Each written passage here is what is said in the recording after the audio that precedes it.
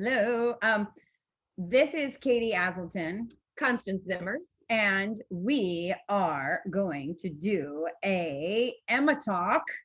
If you don't know what an EMA Talk is, it is a conversation between entertainers who get to talk to professors, activists, scientists, artists. I mean, you name it, we're just going to talk.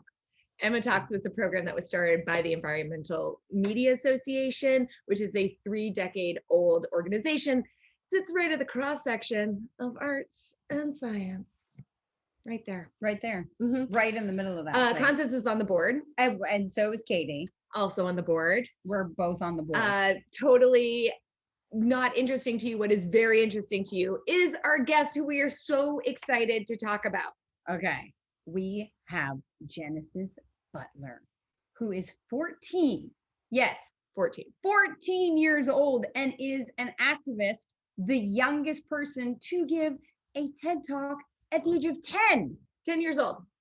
10 years old. Oh, and also BBC named her as one of the top 8 activists in the world. She has won all kinds of awards already. She's won, let me look at these. She has won we got to read them off. 2018 Lisa Shapiro Youth Animal Activist of the Year and PETA's Young Hero to Animals Award. Oh, and she's also the founder of her very own nonprofit called Genesis for Animals. Anyways, so we're so honored and really excited to talk to this incredible young lady. Ladies and gentlemen, Genesis Butler. Genesis Butler. Woo. Bow down. We bow down. Hi. Hi, Genesis. Thanks for coming. That's right. So, we are just going to start this conversation off right away by telling you that we have 13-year-olds who are doing nothing. They've never done a TED Talk. Never. So now I'm extremely disappointed in my kids. Yes. So you set the bar really, really high. You did, which is an amazing, because to be a 14-year-old animal activist, I mean, can you just tell everybody about how your journey started or where it started, or just let's give everybody a little bit of background into how this all came to be? Well, I started when I was 3, when I started to question about where my food was coming from, because when I was younger, I would always think like chicken nuggets, but I wouldn't really think like the bird, because I was never really told that until I asked my mom, and then that's when she told me about how we had to get our food, and I didn't want to eat it anymore. So at first we went vegetarian, and then I turned 6, and then I started to wonder about the milk because I was still consuming dairy products, and then I was drinking it, and my mom had my little sister at the time. So I'm like, well, I'm not getting this milk from her, so where am I getting this milk from? And that's when she told me how I had to get it from mom cows, and I didn't want to drink it anymore because that's like if she was getting her milk taken away, and she wouldn't like that, so why am I doing it to someone else? So then my whole family went vegan with me, and then I got into activism because after I was vegan, I wanted to do more for the animals, because I knew not eating them was something good, but I wanted to do whatever I could. So I became an activist, and then started giving talks and became an environmentalist. And I feel like I should mention Cesar Chavez is your uncle, right? So activism is kind of in your family. Very cool. Maybe that's our kids' problem. Wow. I know. We're just actors. We're not activists. I mean, we're getting there. We're doing our best. We're on our journey. We are. Talk to me, Genesis, about there's so many major conversations happening right now in the world that we are living in, and they are big and they are heavy. Talk to me about where you feel like the conversation about plant-based diets and veganism is intertwined in all of those conversations, and why this conversation is still a very important conversation to be having. Well, I think that veganism goes with so many things in the world. I think it can go into environmental racism, because the people that are by these areas of factory farms are the ones that are really really put on the front lines of climate change, and they're really impacted by these issues. And it also goes with the climate issue, because animal agriculture has something to do with the climate issue. So veganism can really go in any issue, and I think it's really important for it to get out there because I think veganism is kind of an issue that people don't really talk about as much because it makes people feel kind of like attacked, because it's like you're getting questioned of your food choices and that's what you're eating. So I mean, people feel kind of like it's like a personal attack, so they don't really like to hear about it. But I think one way or another it's going to have to start getting really talked about, because we all want a thriving planet to live on. So we need to make sure that veganism is included in all of these topics when they're getting brought up. So, do you think that because more people are talking about the impact of being vegan and the environment, there are more vegan options in restaurants and in grocery stores and all that kind of stuff? But can you talk about when people's biggest argument is, well, I can't afford to be a vegan. I can't afford to be vegetarian. I can't buy organic because the cost. Do you have people who bring that topic up with you? And if so, how do you address that? Well, before I was vegan, I also thought that too, is that veganism is really expensive. And my friends still ask me, like, are you rich? Like, how are you vegan? Like, how are you doing this? And I come from a family of 6, so I have a big family and we're able to be vegan. But veganism doesn't really have to be that expensive. I think it's made up to be like some really like expensive like foods. I think because people at the grocery store can see there's like vegan cheeses and vegan meats are like $10, but if you're not getting those and you're getting like beans and rice and grains and fruits and vegetables, it can be really cheap.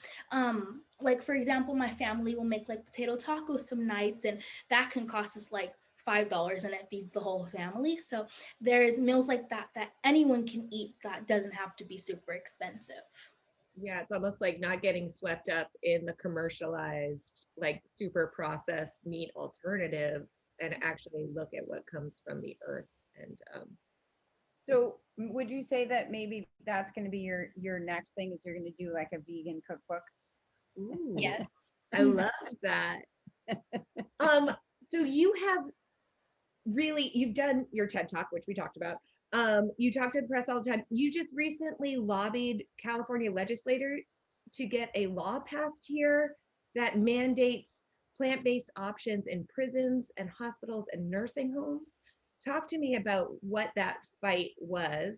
How hard was it? And And can you give us some pointers? yeah, what was your process on going up to the top? Well, first I worked with social compassion and legislation, and basically we wanted to do this bill because my sister, she broke her arm a little while ago, and when she went to the hospital, they had nothing for her to eat, and we saw this as a big issue because anyone can have to go to the hospital, and if you have nothing to eat there, it's not really like exclusive for you, and then you have to get food either brought to you, which not everyone can do. And if you're hurt, I mean, that's the last thing you want to be worrying about is what you're going to eat. So we did this bill and we took it to the Capitol to try to get it passed. And I did this when I was like, I'm 12, and my sister went with me and we talked about my experience, and they were really happy and they were all for it, and they're like, we need to pass this because we saw the importance about it, which I'm so happy about, because it's good because anyone will be able to get these plant-based options, which is really needed. Very cool. Wow. And I mean, how do you prepare to talk to these people? Do you just have like all your facts in front of you written down, or are you speaking from the heart, which I assume because you're so passionate about this that you probably don't need notes? But do you get nervous? Like, I just want to ask you as just a kid, because as an adult, I would get nervous doing that.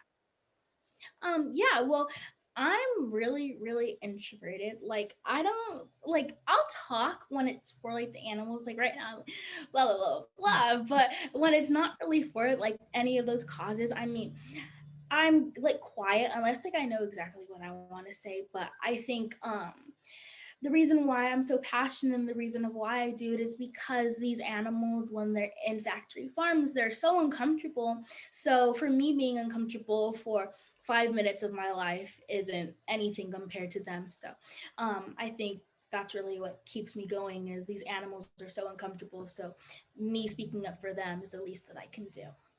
So you went up to the state level. Where do you go from there? What's next? Well, I want to keep on giving talks, and hopefully soon I can start traveling again, so I can go speak again, because I love to travel to speak to others. Now, are you gonna travel because you're a superhero? Can we Yes. talk about you being a Marvel superhero on Disney? What was that like?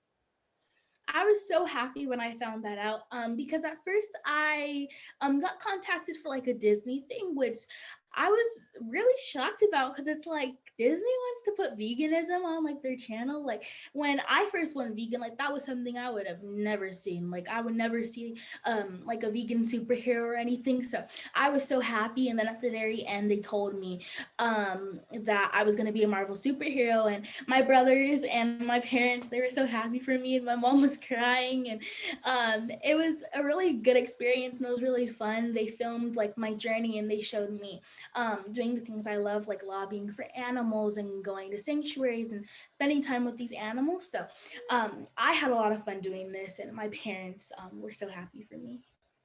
You know, it's so interesting that you said that about, vegan superheroes or vegan representation on television or films or in books, right? Because Mhm. it's true, we all talk about representation, and not until you see it sometimes. I mean, as entertainers, we talk all the time about we need to represent every single option, choice, because there is somebody that feels that they're not being represented. And Or it doesn't even feel accessible or attainable, right? But if you show how your life is lived, which I'm sure isn't easy all the time, but you've made the choice for your family has made the choice to go plant-based, and you guys have made it work for you.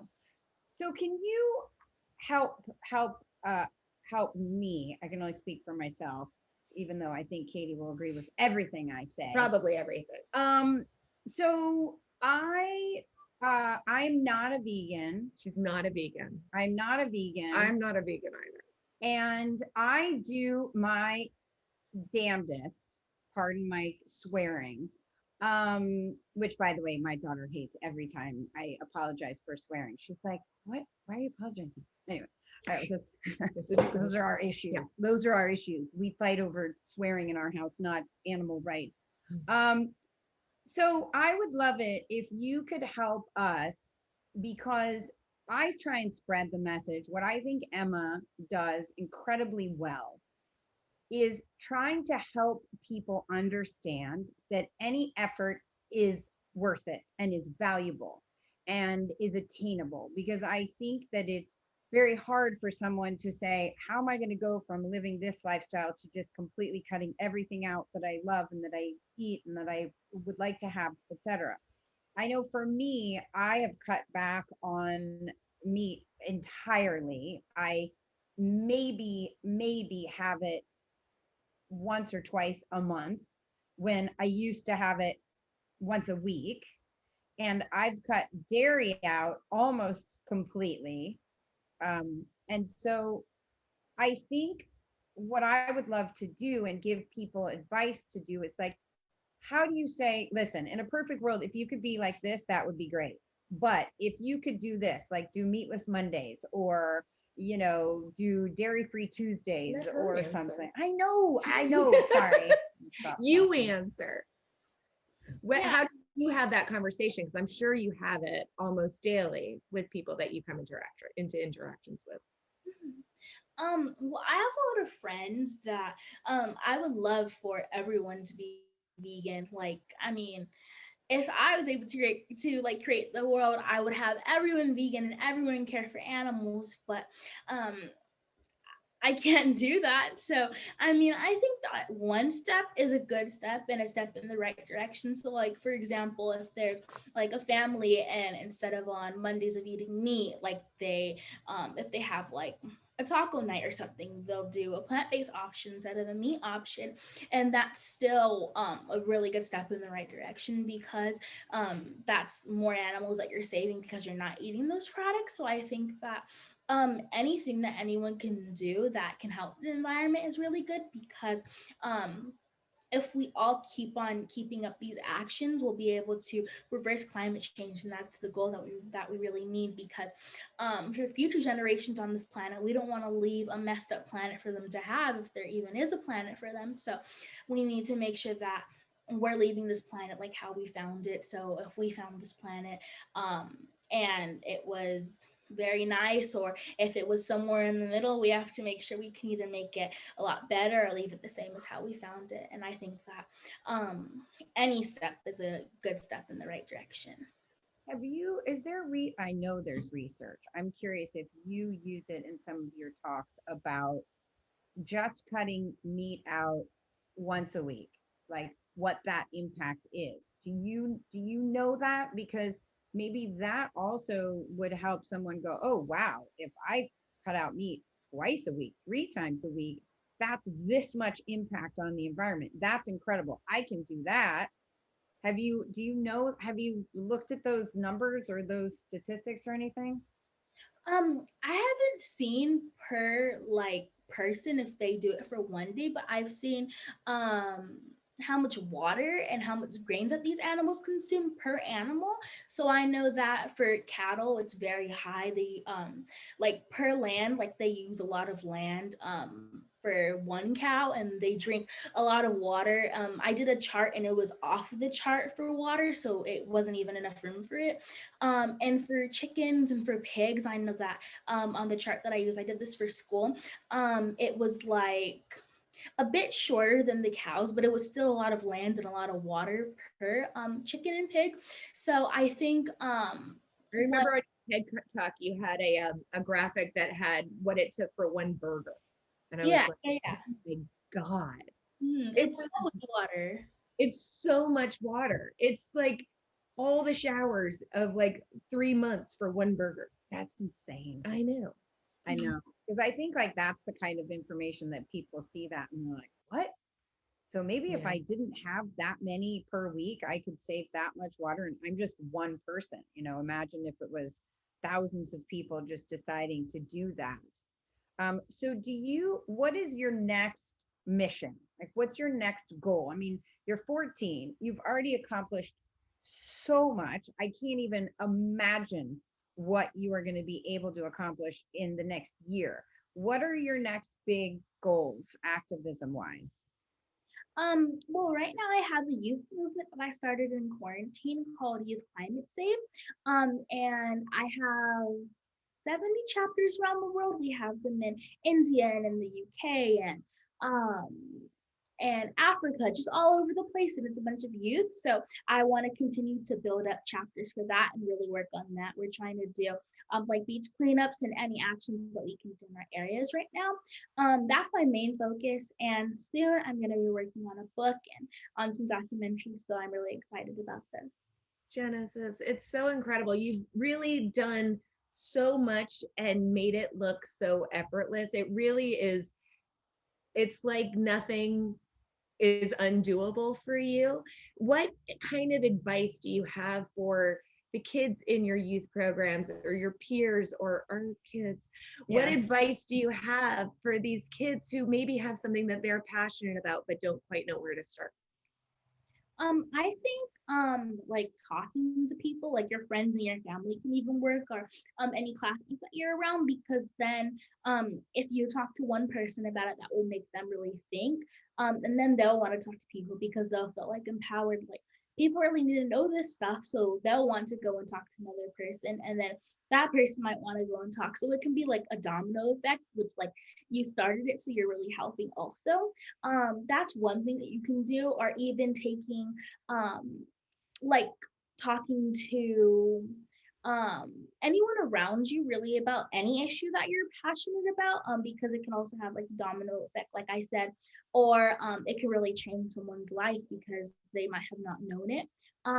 So I think one person can do a huge job, and when we have more people, I think that it can feel really heavy, like the weight of um, like the world or the activism, or because there's so many issues I think that happen. So it's like one thing after another. But if we all lift this up all together, then it won't be as heavy for everyone. So I think one person can make a huge difference. How can kids all over the world join your youth climate activism? Like, is there a website, or how can they be in touch with you or be a part of this from wherever they are all over the world?